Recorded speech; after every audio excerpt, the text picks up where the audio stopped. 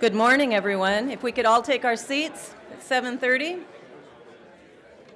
Welcome, welcome, welcome to our 4th annual Giving People a Second Chance Breakfast. So excited that you are all here. Really appreciate your attendance. And we've got a great program for you, but we promised we'd get you out in 1 hour, and we need to start right on time in order to do that. So if you were able to hear the music at the end, which the conversation was wonderful, and you probably weren't able to hear it real well, but Matthew West wrote a song called "The Story of Your Life," and the lyrics go like this: "Is this the end or only the beginning? The second chance that you never thought you'd get. The question is, will you do something with it, or spend your days lost in your regret? This is the story of your life. You decide how the rest is going to read. This is your chance between the lines to redefine what kind of legacy you leave." So for 600 people a year who come back to Marion County from prison, and about 4,000 under supervision currently, this is both the end and the beginning. An end to incarceration for past mistakes, often involving drugs or alcohol, and always with victims. The beginning of a new opportunity, but often fraught with challenges and anxiety.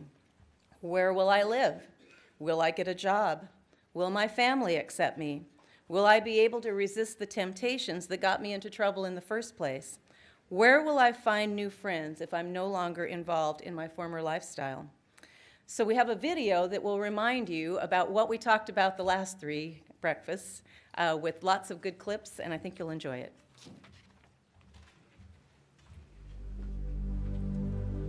Almost 4,000 people are on parole and probation in Marion County. We have roughly 600 people every year that are released from prisons back into our community. So it's not a matter of whether they're going to come back.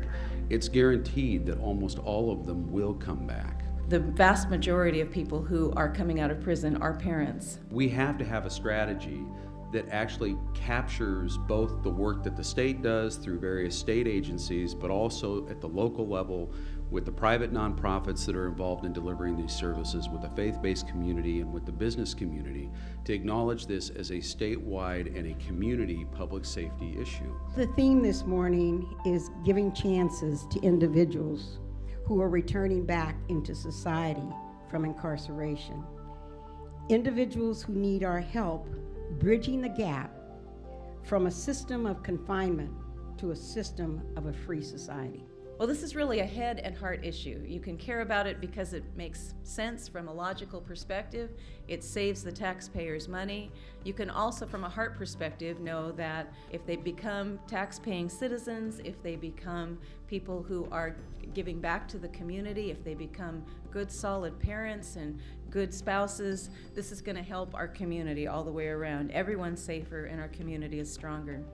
People get second chances. How many people here haven't had somebody come alongside of them and helped you? I know I have. Upon release, people need a community willing to support them, to give them a second chance. A large need is for mentoring. Individuals need to feel like a part of a community to succeed. Mid-Valley Mentors is a community-based nonprofit in Salem, and we work to break generational cycles of crime and harmful behavior through quality mentoring. On average, our mentors spend around probably 2 to 4 hours a week with their mentees, and then they meet for at least 6 months. Being available to talk and process is the biggest role that mentors often play for these clients. We have mentors who have shared just their clients coming out and not knowing how to order a coffee at Starbucks, and then starting their own business and being an entrepreneur and being successful, carrying multiple jobs to try to make ends meet, and just knowing that their encouragement, being there as a mentor and providing that support when they want to give up, and then seeing them not give up is very, very rewarding. In 1968, Governor McCall pondered the same question that we're discussing today. Only the topic was, if I believe in the work release program, shouldn't I, the governor of the state of Oregon, have an inmate on my staff to demonstrate to other Oregonians and the business community that I support a second chance? This inmate became a giver, instead of a taker. He became a taxpayer instead of a drain on the tax system. He became a father of 4 stepsons. He became my husband. Student Opportunity for Achieving Results, or SOAR, is an intensive reentry program on the Chemeketa Community College campus. Chemeketa, as you know, is known for our quality education, workforce development, and training. And so we want to provide that assistance to people in our community to help lift them up who are re-entering from confinement. And so we think that this is a great partnership. We help inmates transition from incarceration out to our community. And then we help them kind of get back on track and get back into the community through the SOAR program. The piece that was very difficult for those coming out of a confinement or who are trying to really reintegrate successfully into society is that they are either a customer or a client or a case number. And what happened, being seated at a community college, to become a student with all the things that are imbued with that nomenclature of a student. There's possibilities and hopefulness. And people like to be around students because you're questing for something. And that really changed their feeling about who they were and the possibilities ahead of them.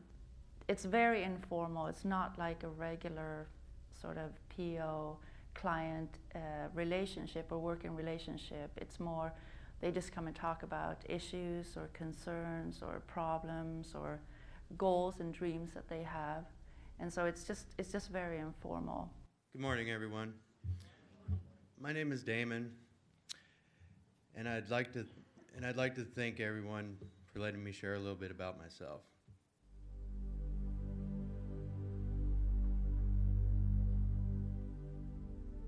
I was ready to make a change, but I wanted to change me, not someone else forcing that change on me. And with SOAR, I was given that opportunity. I became more aware of the opportunities life has to offer. Nobody ever said I was bad or said I had to tell on someone to succeed in the program, but it focused on strengths and positive influences from staff and participants alike. We all was able to form friendships and a high respect for each other by learning how to carry ourselves in positive and responsible ways. It also reminded me of the power I have over myself and my ability to make sound and well thought out decisions in my life, and a value system that I'm proud of. And of course, when the program was coming to an end, I got real nervous. It was time to start my life. My confidence in getting a job was a little shaky, but I put my skills to work with what I had learned. I did some networking, built a resume, and put myself out there. I got a job that I love. It comes with a lot of responsibility and trust that with the help of everyone in SOAR, I know that I deserve it now. I want them to be successful, and to me, it doesn't really matter what they did in the past. They've made some poor choices, obviously, that's why they're with me. But I want them to get the tools that they need in order to be successful, and just be supportive and encourage them, but at the same time hold them accountable. When I first met Anna Whitlock, she said I had the biggest case file she had ever seen. So we really had our work cut out for us. And we never gave up, and she never gave up on me. And now I moved from a high risk to medium level supervision, and now looking forward to low risk supervision. Anyway, I'd like to close this by saying thank you for taking your time to listen to me, and thank you to all involved in SOAR. Thanks. There is hope, and they can turn their lives around, and I've seen that many times, and that's what's really encouraging, and I think that's the best reward that I can ever have. So, and it's a very exciting job. This is not about the rich helping the poor. This is not about the good helping the bad. This is about people helping people. Those of us who are able, stepping up and be able to say, I'm willing. I am willing to offer kindness to somebody who truly, at this point in their life, needs it. And you know what I'm the most proud of? I'm the most proud of this community, this county, this state, and of course America, but I'm the most proud of the people in this room. You get it. You get it. The key to all of this, the key to every bit of it, lies in finding some basis for a person to assume a dignity that he thought he'd lost. And the greatest key to that is finding honest, honorable work.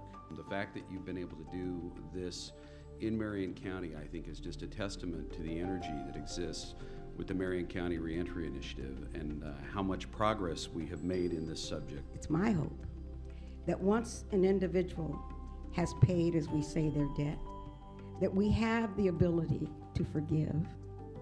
We have the ability to assist those individuals back into our communities. We need to go out and multiply ourselves to make this reentry program successful. We're that good. Let's prove it. Let's prove it.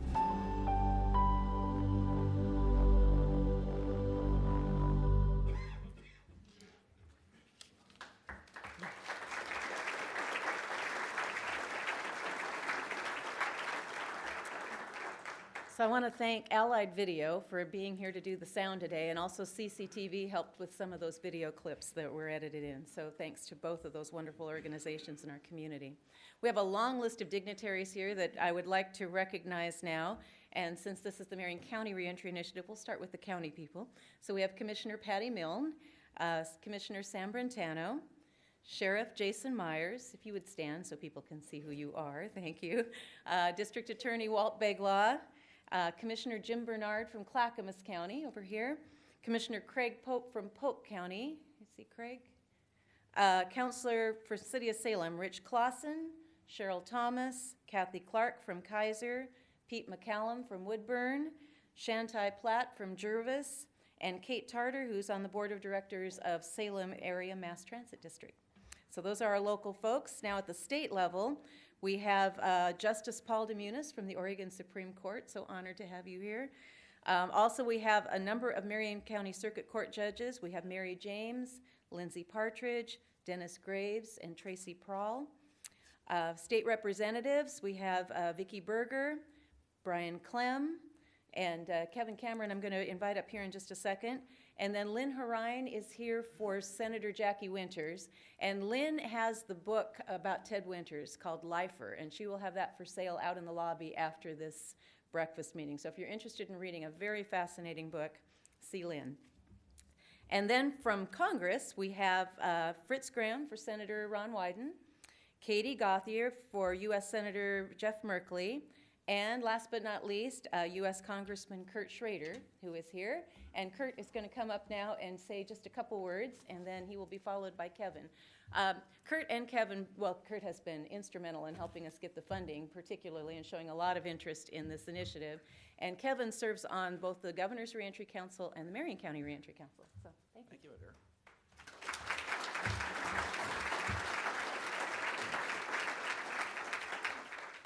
Mostly I just didn't want Janet mad at me, so I figured I better do what she said. Jen and I go way back from state legislative days, and she's always been very persuasive. I can see by the number of people in this room that she's still very persuasive. Doing a good job. This is really a great, great initiative. Gosh, if we could multiply this every county in our great state and across the nation, we'd have a heck of a lot less problems, and taxpayers be a little better off, and everyone in this great county would be in great, great, great shape. So it's a really, really exciting program. I don't know of any other program that leverages the resources like this program does, whether it's community corrections, the education piece, the private piece, the federal, state, county, all the collaborative aspect of this is amazing. And frankly, in this budget-limited environment that, believe it or not, we are trying to live in these days, this is the future. This is the future.